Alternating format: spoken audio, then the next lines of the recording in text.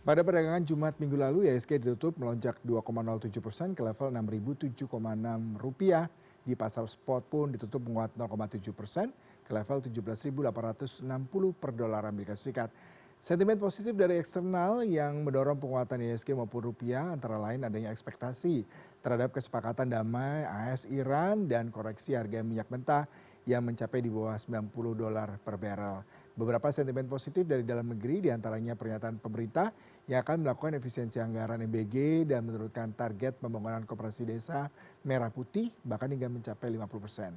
Nah, apakah ISG yang rebound pada pekan lalu menggambarkan mulai kembalinya kepercayaan investor atau hanya rebound sesaat?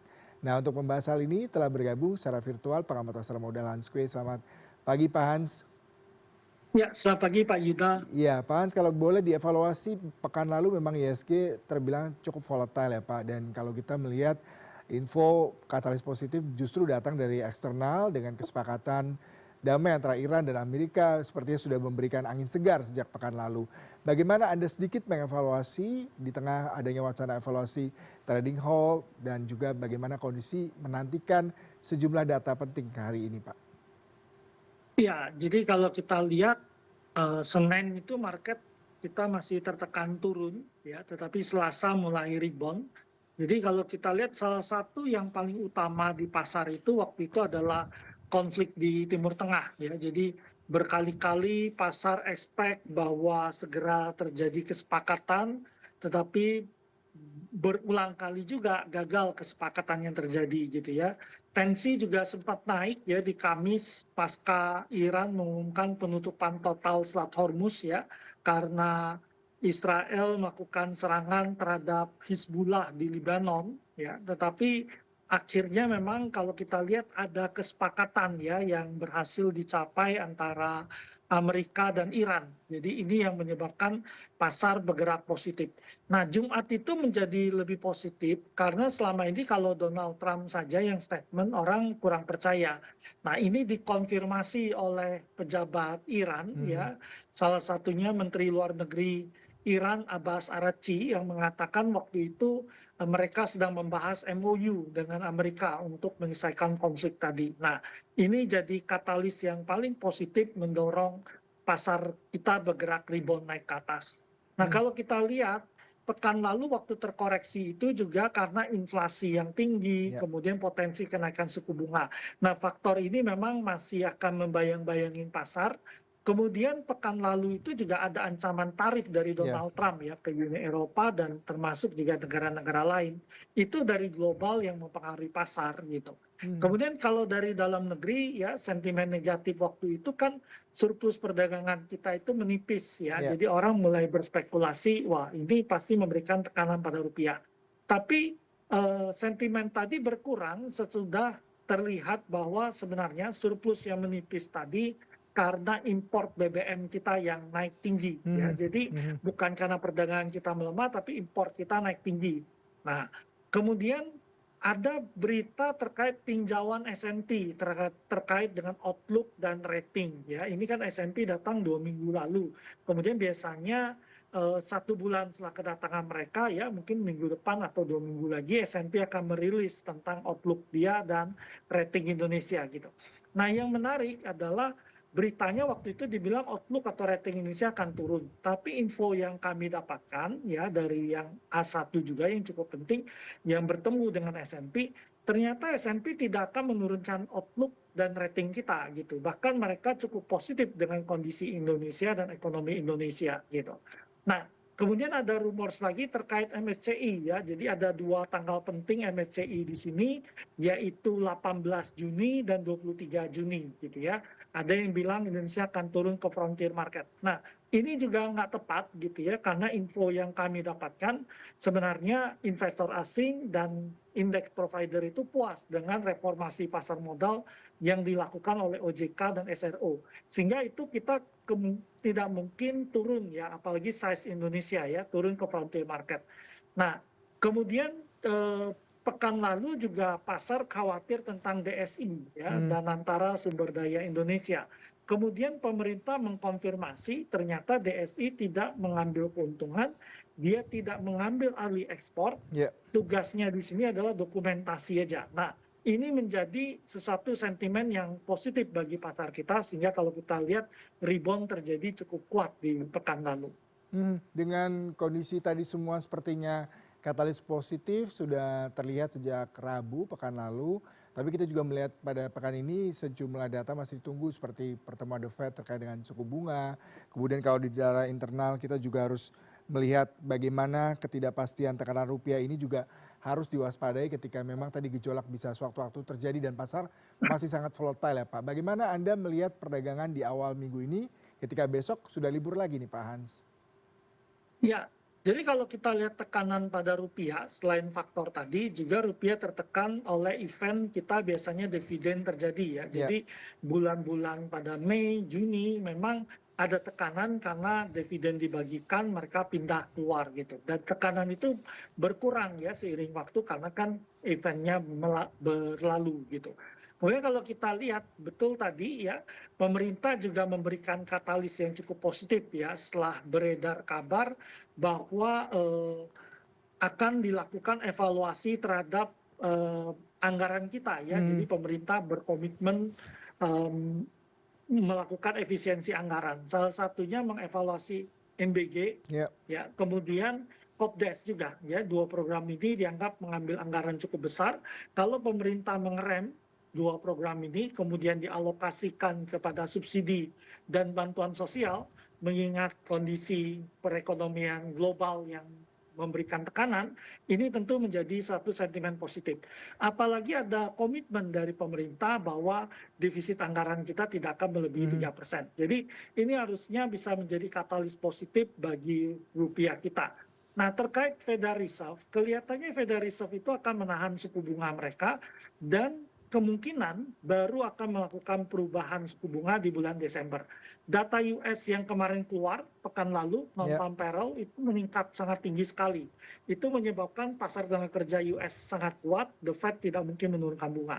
Tapi di sisi lain, inflasi US yang keluar pekan lalu itu dua-duanya tinggi, baik itu PPI maupun CPI. Nah, ini menyebabkan perkiraan the Fed akan stay bunganya agak masih di level saat ini.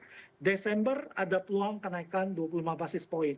Nah, ECB udah naik kemarin, dan kalau kita lihat BI, kemungkinan kalau melihat rupiah yang menguat kembali, kemungkinan BI bisa stay bunga ataupun menaikkan sekali lagi 25 basis point. Mhm, menarik sekali ya, berarti kita masih cukup optimis untuk perdagangan pada pekan ini dan juga mengenai harga minyak nih Pak, kalau saya baca hari ini minyak West Texas Intermediate WTI ini turun 4,68% di 80,91 per US dollar. Nah, Anda melihat seperti apa nih untuk minyak apakah juga berpengaruh ya terhadap bursa kita dan juga industri retail dan consumer di tanah air?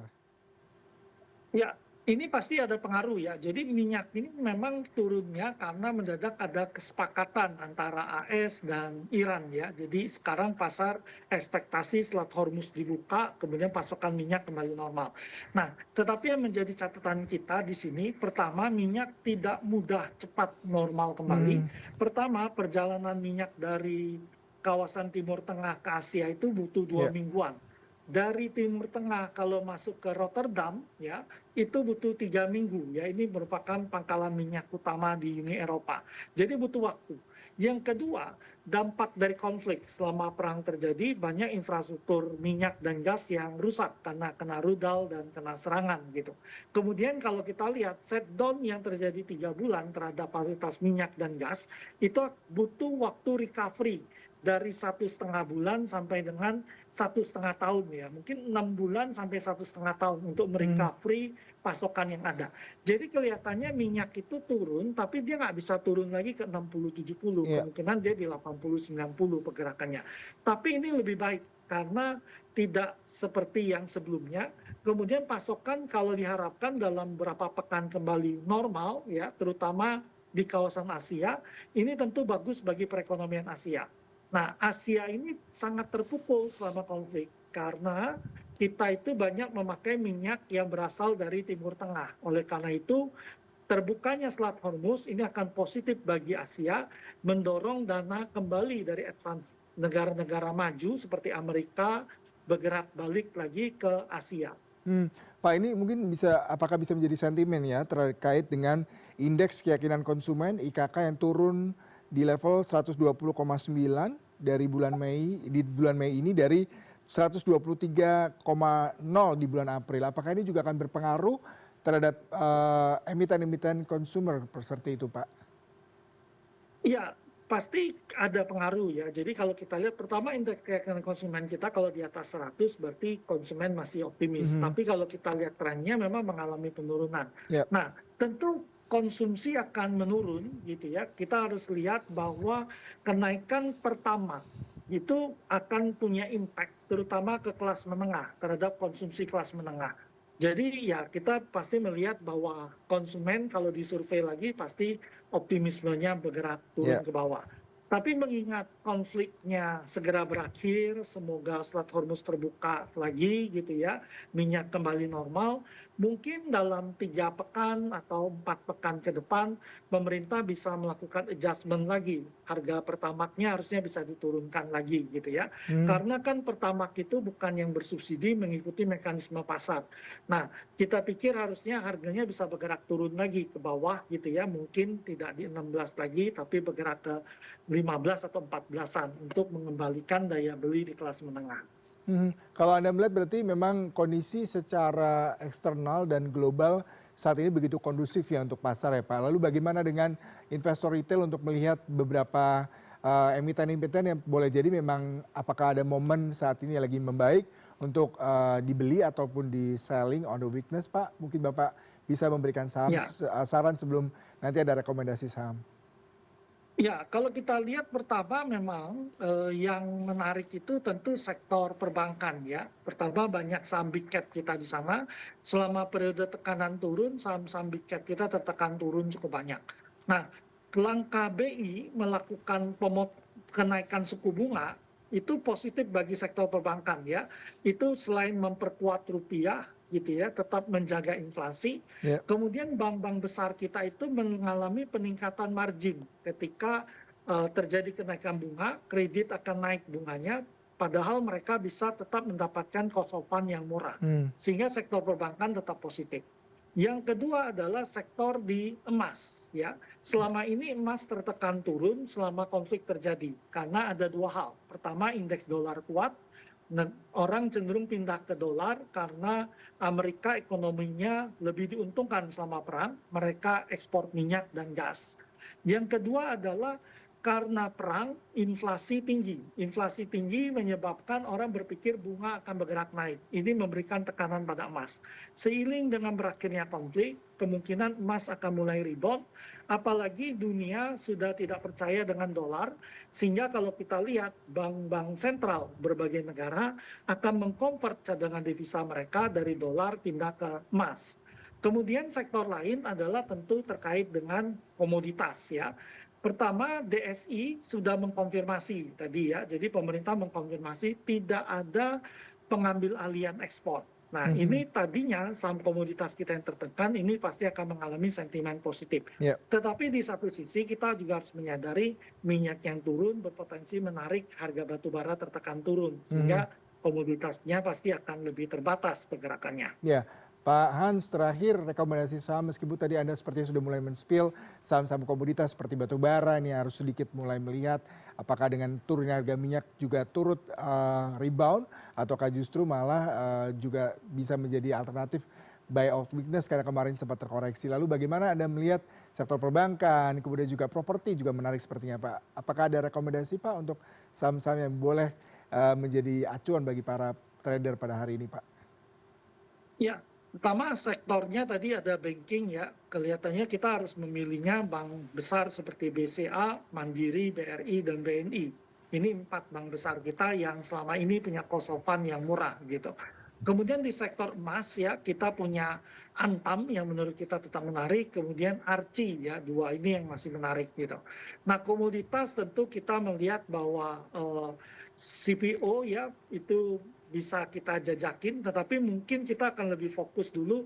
Biasanya kalau rebound terjadi, banking yang kuat gitu, kemudian emas akan rebound. Jadi mungkin kita akan lebih fokus di dua itu dulu, Pak. Mhm.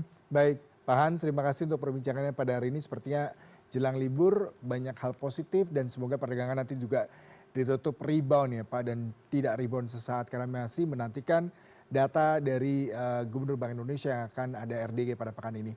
Terima kasih untuk perbincangannya pada pagi hari ini Pak. Salam sehat selalu. Iya, terima kasih Pak. Selamat pagi.